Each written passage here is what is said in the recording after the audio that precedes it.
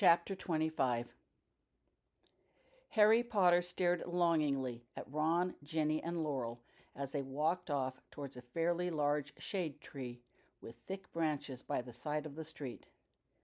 Every fiber in his body wanted to go with him to see for himself if Tom Riddle had actually dared to create a second cursed object. He wanted to destroy that plaque with his bare hands if necessary. But unfortunately, Ron was right. They had been lucky last time. Really lucky Harry hadn't touched that plaque in the trophy room. Curses were known to strengthen with time. With the children already trapped in the cursed room, the damage would have been irreversible. They couldn't afford to take the risk of Harry getting so close again. Still, it hurt to have to stand aside helplessly and let others take care of things for him. At the moment, Harry would give just about anything to be of some use. As he watched the three stop in front of the tree, Harry wondered vaguely why Tom Riddle had selected the tree near the sidewalk for his curse, instead of the closer tree located in the middle of the yard, where Harry would have been more likely to see it. That distance from the house was probably one factor that kept Harry from finding the plaque all these years. No one had ever hung out of that tree. A dense cloud of fog seemed to roll in, stopping just behind the tree. It crept all around, creating a wall of white, while leaving a clear area that included the tree, the Dursley house, yard, and Dudley's auto. That would be Hermione's doing. None of them had any idea how long or what it would take to find the children, but they didn't want any witnesses while they worked. Dudley sat quietly on the curb, much where Harry had seen him when he had arrived. The stricken face Harry saw when Dudley glanced briefly over at the four said it all. His expression mirrored Harry's own feelings at the situation. How could he, Harry, have been so dense to think what Tom Riddle had tried once he wouldn't have done somewhere else as well? It was Tom Riddle who first broached the possibility of 7 Horcruxes to Professor Slughorn. Might not the riddle in the book also consider 7 curses? Just the thought of it made Harry feel physically ill. Harry wished he could say something reassuring to Dudley, but couldn't think of anything. As Harry stared at Dudley, he recognized the glint between his fingers as Holly's bracelet. Maybe there was something he could do after all. Harry moved over to Dudley and squatted down. "Where'd you find the bracelet?" he asked quietly. "Huh?" Dudley looked up, startled. "The bracelet," repeated Harry. "Where'd you find it?" Over there," said Dudley, pointing vaguely towards the cat before returning his head to his hands. "Thanks," said Harry. He got up and walked over to Sasha. Sasha was crouched on the ground. She looked up at Harry's arrival. Her green eyes watched him intently while her gray tail twitched back and forth restlessly. Sasha's mouth opened and shut in a soundless cry, a plea for help. "We're trying," Harry told her. "We're doing everything we can." The cat continued to stare at Harry piteously. "Have you found something of Holly's?" Harry asked the cat. In response, Sasha sat up. Then she lifted one of her white-booted paws up towards Harry in a pleading fashion. Harry reached out beneath the paw and felt a strand of chameleon chain dangling from a claw. "I've got it," he told the cat after he twisted the strand securely around his finger. Sasha relaxed her claws, letting the rest of the chain drop onto Harry's fingers. It was thin and strong, barely visible, and then only if one knew what to look for. Harry grasped the chain carefully and lifted it up. Dangling from the end was a small gold key. Holly's key to her vault at Gringotts. Harry recognized it easily. It was the key and chain he had given Holly last fall. If Harry had had any doubt, which he hadn't, that a second curse had occurred, this key would have resolved it. The chain had both anti-theft and anti-loss spells that would have rendered finding it in the grass like this unthinkable. "Thank you," Harry told the cat gravely. "I'll make sure she gets it, if he ever saw her again." Harry straightened and tucked the key and chain securely in one of his pockets. Looking up, Harry saw Ron, Ginny, and Laurel walk away from the tree. He hurried to join them on the sidewalk. "It's another plaque, all right," began Ron. Jenny says it looks a lot like the one in the trophy room. Apparently, Vernon found it in the tree and was telling them about it when, things happened. Holly was in the grass over there, Ron pointed towards the area where Sasha was sitting, when she vanished. Harry nodded. That made sense. It explained why the chain was in the grass at that location. They didn't find out about Vernon until later, continued Ron. How do you want us to proceed? How indeed. Harry had no idea what to do next. Last time, Holly and Albus had blown out the plaque from the inside, making their rescue possible. But the plaque wasn't blown out. It hadn't been when Harry first saw it last time either. So what did that mean? He supposed it would be best to start with the basics. May I see your health stone, please? Harry inquired of Laurel. Laurel nodded and immediately opened her hand to reveal the pendant with its silver chain hidden there. The pendant shined a reassuring iridescence in the sunlight. Harry breathed a sigh of relief. At least she's okay, he said quietly. The two should be together, Harry added for Laurel's benefit. I think we can assume Vernon is in good health as well. Laurel nodded with relief. But knowing that didn't get them home. Harry closed his eyes and replayed the events of the last time. The Hufflepuffs reported Holly missing around 11 p.m., and the children were both pulled out by 1 a.m., at which time the cursed room was already falling apart. That gave the children a window of a little under 2 hours to get out. Last time there had been some trouble with Holly blocking, but Holly knew how to block now, so that shouldn't be a problem. Harry also knew Holly should have Lily's wand. Releasing Vernon from the chair and moving to the wall couldn't take all that long.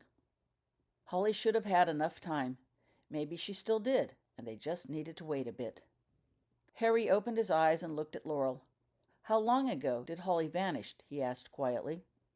Laurel looked at her watch. An hour and a half ago, maybe 2, she replied. Harry shuddered inwardly at the word 2. Could you perhaps be a bit more specific? He insisted, hoping the time was nearer the hour and a half than the 2. He wondered where the Smiths lived and how long it took for Schuyler to reach them.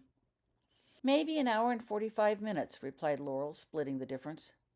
Harry nodded, accepting her uncertainty. A more precise time didn't matter anyway. He fixed his attention on Ginny. It's up to you, he told her. Me? Protested Ginny faintly, her pale face whitening even more. You're their only chance, he told her. Maybe we should wait, she began hopefully. Last time. We've been waiting over an hour and a half, informed Harry flatly. Then he added thoughtfully, Last time there were 2 wizards and 2 wands at work, he reminded her. Now I don't know what the problem is, but they'd be out by now if they could do it. He paused to let his words sink in. I can't do it, he added. If I touch that plaque, the whole room will reset, which could kill them immediately. Not to mention all the other things likely to happen, which Harry didn't even want to think about. I suppose we could try to chip away and dig it out, he said, reviewing their other options out loud. But if that were possible, and I don't think it is, then I fear we would only remove the door, not open it. We can blast the plaque from the outside, he mused thoughtfully, but I'm sure that will make the room totally collapse, killing everyone in it. Nothing happens when other people touch it, Harry added, so it's got to be you, Jen. But I can't Of course you can remember, interrupted Harry confidently before Ginny could finish. Laurel was standing next to them, listening in. Dudley had joined the group as well, his hand still clutching the bracelet. Harry didn't want Laurel and Dudley scared more than they already were. The knowledge is all there inside you, he assured Ginny softly. You just haven't had the proper motivation before. It's Holly and Vernon, Harry reminded her. They need you. They'll die without your help. What better motivation can there be? Harry walked over and put his arm comfortingly on Ginny's shoulders. Now, he said, urging her forward, let's you and I get over to that tree and— I'll go with her to the tree, interrupted Ron firmly, while placing a restraining hand on Harry's shoulder. You stay here. Harry stopped in place and blinked several times. He knew he wasn't supposed to go anywhere near that tree. Had he merely forgotten in his desire to help, or was something more sinister at play? He didn't know. "I'll go too," said Hermione gently while moving up closer. She had arrived earlier and had been listening to the conversation. "We'll get it open," she told Harry confidently as she eased Ginny from his grasp. The three then moved off towards the tree, leaving Harry, Laurel, and Dudley behind. Ginny Weasley reluctantly allowed Ron and Hermione to lead her to the tree. There was nothing she wanted to do less than return to that tree and the thing implanted on it.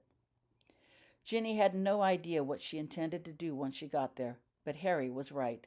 It had to be her if they had any chance to save the children. Ginny longed for Harry to be there with her, to give her words of encouragement and support, but that wouldn't happen either. While waiting for Harry to return from his telephone call, Ron and Hermione had agreed Harry had to be kept away from the plaque at all costs. The danger was simply too great. Ginny's steps faltered and slowed the closer she neared the tree.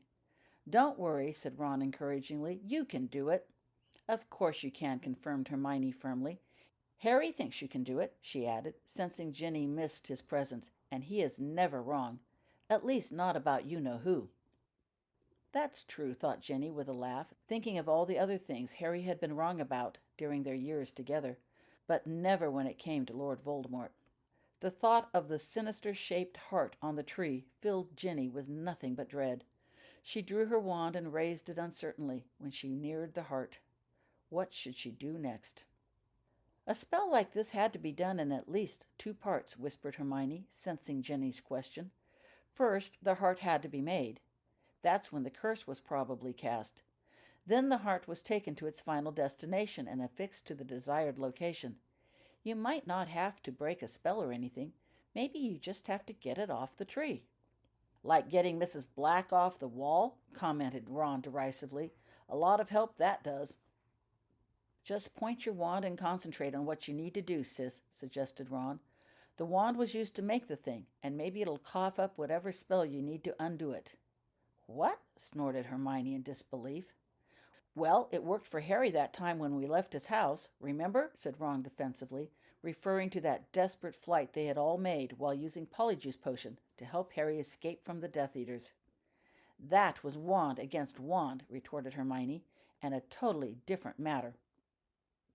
Ginny smiled in spite of herself as she faced the silvery heart-shaped curse lodged prominently in the tree. Their bickering had served to put Ginny more at ease in the situation, but she needed to concentrate on the job at hand. Ginny studied the heart. It seemed to shine and sparkle, even in the shade. To Ginny, it looked like a blight, a wart that needed to be removed. Wart removal? Ginny wished she knew a wart removal hex to try, but doubted it would work. She was close enough to touch the heart. Should she? It gleamed invitingly.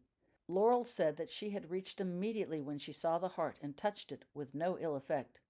The heart did not call out to Ginny, but maybe. She reached out with her free hand and touched the edge. Nothing happened. She dug in with her fingernails and gave it a tug, out and downward. The heart remained fastened firmly in place, giving no indication of moving. Oh, well, it was an idea. What else could she try? Ginny placed her hand on the heart. It was silky smooth and cold, not icy cold, but a deep cold that seemed to freeze her very insides. Ginny's first instinct was to remove her hand, but she didn't. The touch brought about all sorts of unpleasant feelings, almost memories. Ginny closed her eyes, trying to focus on the feelings, trying to find the memories that had to come with them. "Whatever you are planning to do," called out Harry from behind her, "I suggest you hurry. Holly's healthstone just turned." "No!" Ginny lurched forward, shaken by the news. "No, I can't let someone die because of me," she thought in desperation, her eyes still closed. "Holly, Vernon, hang on," she pleaded in her mind, while fighting the sudden wave of nausea that threatened to engulf her. The hard, smooth surface beneath her hand gave way to something feeling more like cold, slimy ooze, as if her hand was digging through a bowl of slugs. "Hey," said Ron in a surprised voice. "Your hand. It's sunk into the plaque.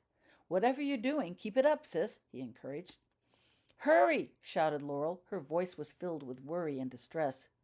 Keeping her eyes closed, Jenny pushed aside the disdainful hatred suddenly flooding in her mind, and instead reached inside for herself, her mother's concern, desperation for a child in need, 2 children, 2 she knew. Hurry, she told herself. They need me now. And she forced her fingers to move through the disgusting, gooey sensations. The goo felt thicker than the coldest treacle, but Jenny persisted, finally managing to close her fingers into a fist. Then she pulled. At first, nothing happened. It was as if she was trying to pull down the whole tree, without success. But Jenny didn't think about that. She only thought about the 2 children who had to get out.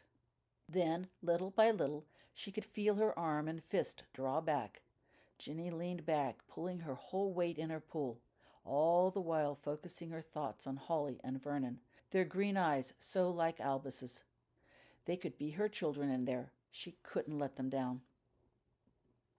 Without warning, Jenny's fist shot back, taking her whole arm and body with it, with such force that she flew backwards, landing on the ground several meters from the tree.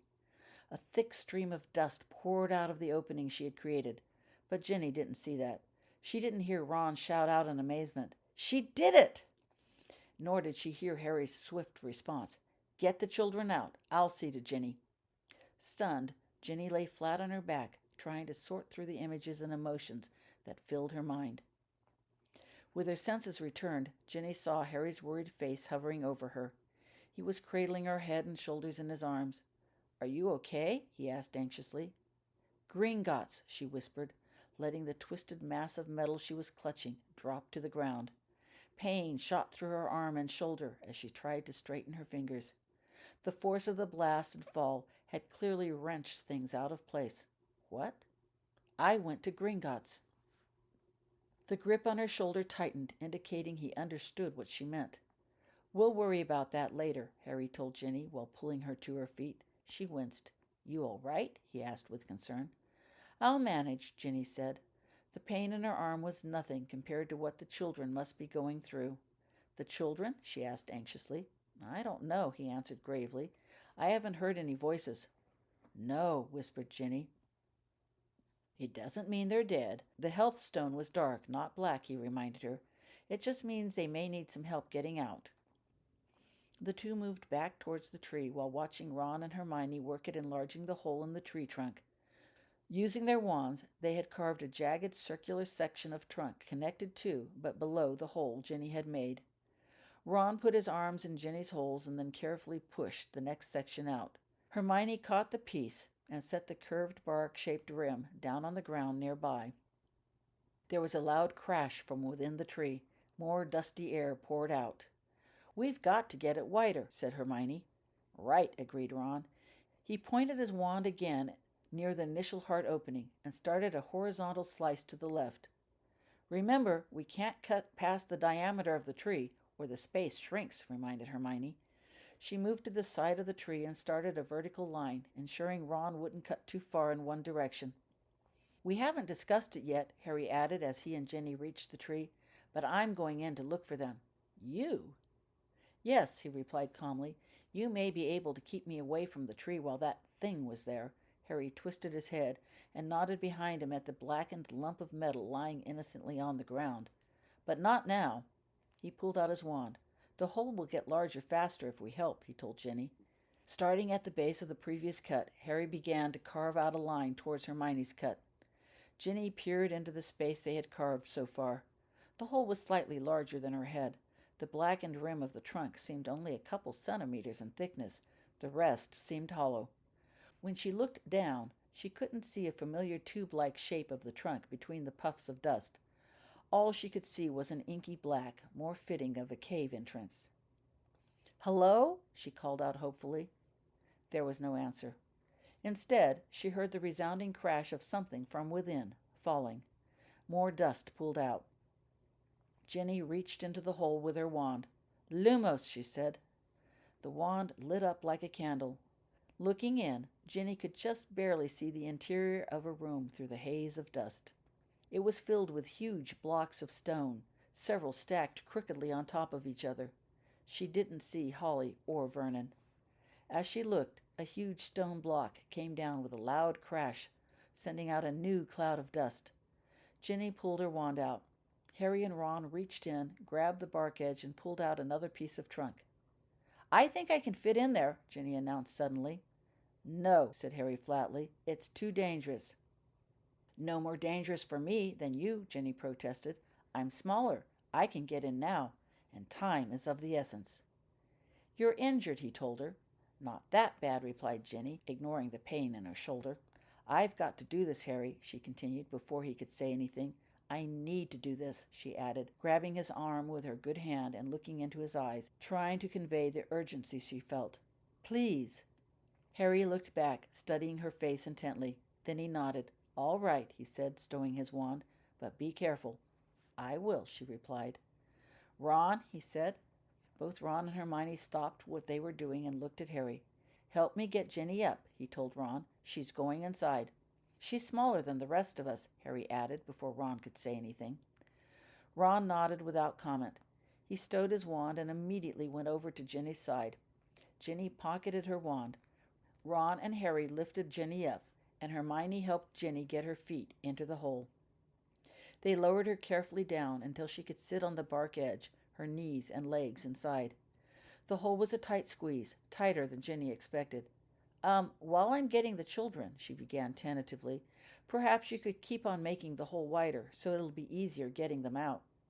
"An excellent idea," agreed Harry, nodding. "You sure you can make it?" "I'll make it," replied Ginny determinedly. Squirming forward centimeter by centimeter, Ginny pushed her hips over the bark rim. Then, keeping her bad arm close to her side, she raised her other arm over her head so it would take less space and slid the rest of the way into the hole. Laurel Wycliffe watched in disbelief as Ginny Potter's head disappeared down the tree. Granted, she was a bit skinnier than the width of the tree, so in theory she could fit inside the tree. But one just didn't slide into a tree. You couldn't. But that was what it looked like Ginny had done. And that just wasn't possible, was it? The day had been full of impossibilities. Holly's disappearance right before her eyes, the swift arrival of the Potters and their friends, a perfectly healthy tree that spewed brown dust from its trunk, even the dense fog that circled them like a wall with the sun shining down overhead. And Harry Potter had seemed so nice. No wonder Dylan was always uncomfortable around Harry if he had had to grow up with stuff like this every day. It all gave her the creeps, too. But then Laurel reminded herself that they were only here because she had asked them to come, and they were looking for her children. That had to count for something. Speaking of which, Laurel anxiously checked her healthstone again. Her heart had nearly stopped the last time she had looked, when she saw it suddenly go from shiny iridescence to dark purple. Harry must have noticed the changed expression on her face, because he had called out telling Ginny to hurry without even bothering to check the healthstone for himself. This time the healthstone was still that hideous dark purple color. Any darker and she would have had to call the color black. No one mentioned what would happen if it turned all the way black, but Laurel had a pretty good idea. Laurel moved cautiously up to the tree. On one side, Laurel could see the rough bark that made the back of the tree trunk. On the other side stood Harry and his friends.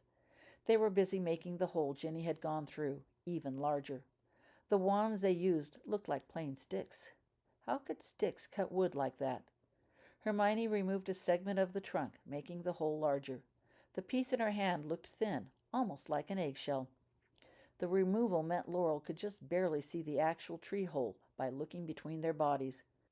When the dust cleared and she looked inside, there was no back wall, only blackness within. That had to be a trick of light, for how could there be no back to a tree that plainly had one that she had seen from the other side? Suddenly a shout sounded from within the tree. Everyone stopped their work on the tree and hovered over the hole. "What? What is it?" asked Laurel urgently, moving up close behind them. She had been too far away to actually understand the words. "She's found them," said Hermione. "They're alive," came Ginny's voice from within. The voice sounded far and distant, but even Laurel understood it and felt a surge of relief flood through her body. You'll have to step back now, Mrs. Wycliffe," said Hermione. We'll need space to get them out." "Get them out?" thought Laurel in disbelief. "There's barely enough space for Ginny inside that tree trunk, let alone Vernon and Holly." But she obediently stepped away from the tree and waited to see what would happen next. Laurel sensed rather than saw movement nearby. She turned and saw that Dylan had come to stand beside her. His face was very pale, and he still held Holly's bracelet clutched tightly in one hand. "It's going to be all right," she found herself reassuring him. Not that she really knew things would be all right. But Dylan didn't respond. She wasn't even sure he had heard her. A little more to the left. Laurel turned at the sound. Harry Potter had his head poked into the hole, and he was talking loudly. "Not my left, yours," he corrected. Laurel watched as he poked his arms and upper body into the hole as well. "Got 'em," he said with satisfaction. "Ron, help me out." Ron stowed his wand and put his arms around Harry's waist and pulled backwards. Harry's upper body slowly came out of the tree hole. Held firmly in each hand was a wrist. "Mind the head," said Harry as he backed up, pulling the wrists. Hermione reached into the hole with both her hands. As Harry continued to pull, Hermione's hands came into view. Hermione's hands and arms obscured the head she held, but the blonde hair was frighteningly familiar, as was the clothing that covered the arms. Vernon! Laurel's heart leaped into her throat. Despite what Harry and Ginny had implied, she hadn't really believed that Vernon and Holly were somewhere inside the tree. Yet here Harry was, apparently pulling Vernon out of the side of the tree trunk, like a magician pulled scarves out of a sleeve. As the upper body came into view, Ron grabbed Vernon under the armpits and continued pulling. Hermione released Vernon's head, letting his chin fall limply on his chest. "Okay," Hermione shouted into the hole. "We've got him. Get Holly." "Careful," said Harry, still walking backwards. "He probably has some broken ribs." "Right," replied Ron. Broken ribs, thought Laurel in panic. What had happened to Vernon? "I've got him now," assured Ron, and Harry released the wrists. Ron shifted his grip, lifting Vernon's body up, and continued to pull. A loud crash sounded from within the tree, and more dust poured out. Harry wrapped his arms around Vernon's waist, which had just emerged from the hole. They continued to move backwards. When Vernon's knees appeared, Harry shifted his grip to hold them up as they kept pulling Vernon out. As soon as Vernon's feet left the hole, Hermione poked her head into the hole. "Higher," Laurel heard her say while Harry and Ron carried Vernon over to the lawn, well away from the tree. The two set Vernon down gently and then returned to the tree. Laurel and Dylan hurried over to Vernon's side and knelt down anxiously. Vernon was covered with dust from head to toe. He coughed weakly. Beneath the dirt, Vernon's face was a pasty white, and his cheeks appeared sunken. "Vernon?" said Laurel, while softly touching his cheek. Vernon turned his head at the sound. He opened his green eyes and stared vacantly out in her direction. Then his face lit up, as if suddenly recognizing her. "Hey," he said in a gravelly voice. "Got any water?" Laurel thought quickly. Yes, I believe we do. In the car. Would you like me to get it?" Vernon smiled. "Yeah," he croaked. Then Vernon closed his eyes and his head rolled to the side as if speaking had been too much effort for him. Laurel hurried to the car and opened the door. Digging around quickly, she found a water bottle and pulled it out. Then she hastily returned to Vernon. When she got there, Dylan was on the ground next to Vernon. One hand was still clutching Holly's bracelet. The other was holding Vernon's hand tightly.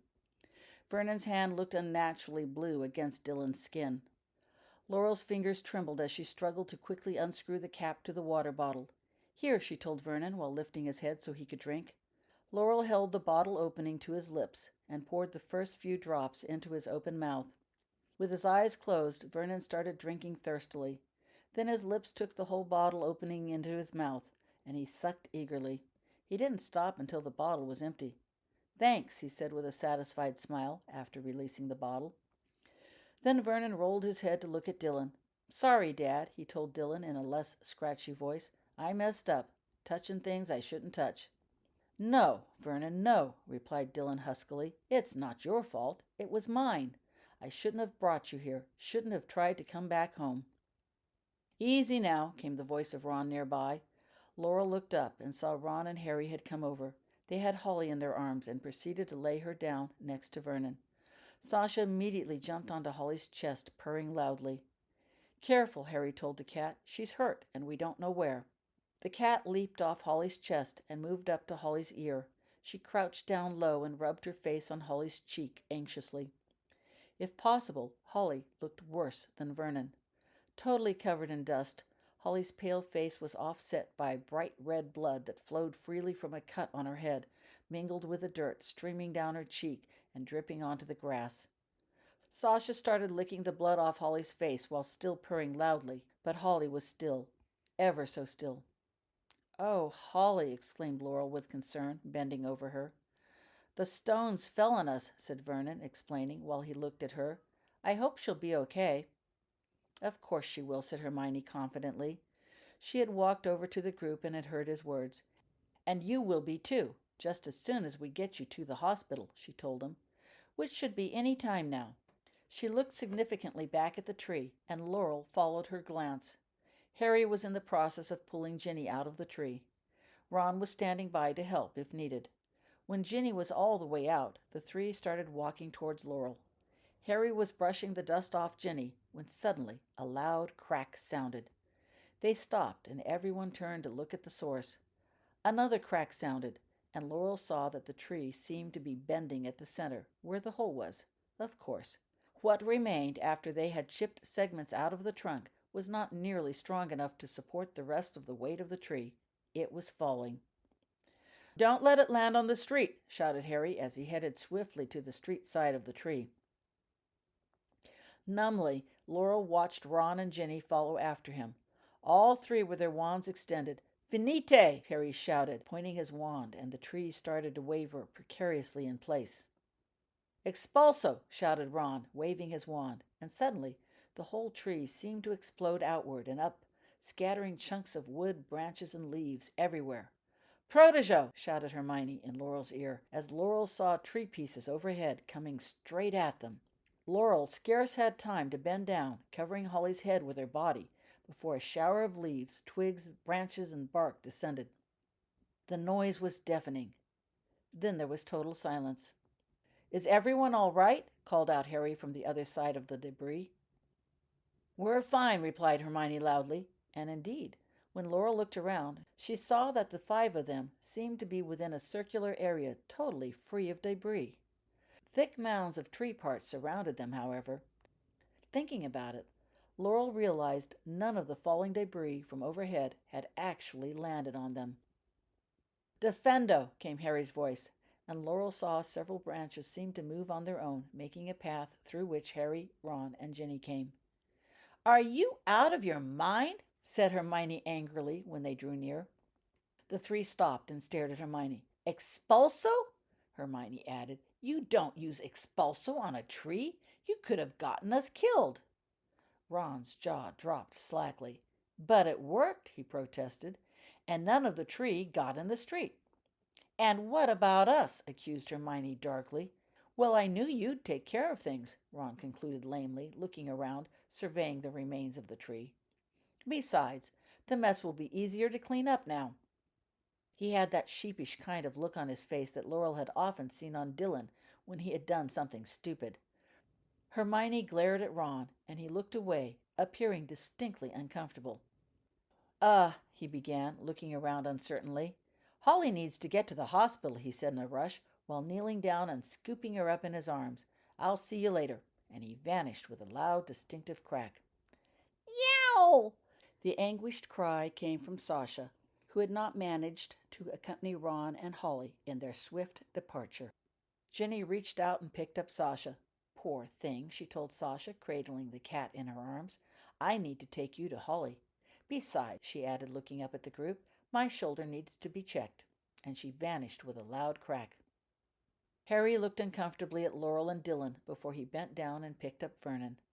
"I really should be getting Vernon to the hospital, too," he said in an apologetic way.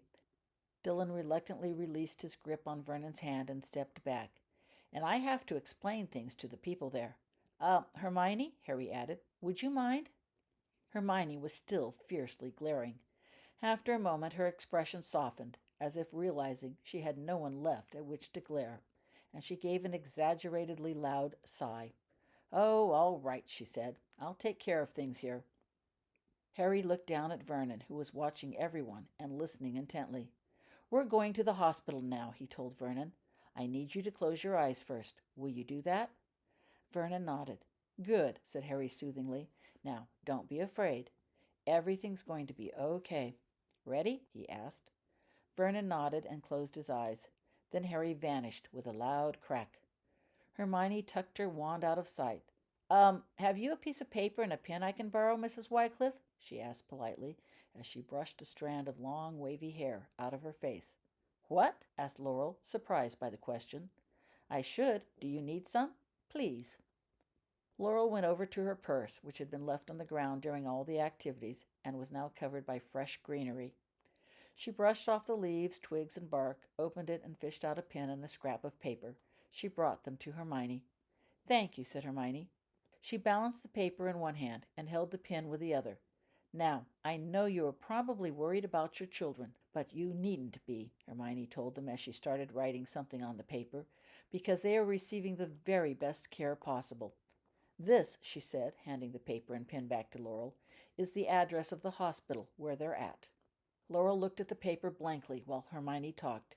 "Have you a map of London?" Hermione asked. "Good," she said when she saw Laurel nod. "I'll be waiting for you outside at the street, because there's no sign. I suggest you leave now, before the fog thins," she added thoughtfully while looking around. "When people see this mess, there are going to be a lot of questions, and I don't think you want to be around to try and answer them." Laurel nodded in agreement. No, she didn't want to try to explain any of this to anyone. "Come on, Dylan," she told her husband, who was standing stiffly nearby, still clutching Holly's bracelet, his other hand still raised from when he had released his grip on Vernon. "Let's get to the hospital." Laurel took Dylan firmly by the wrist and dragged him to the car.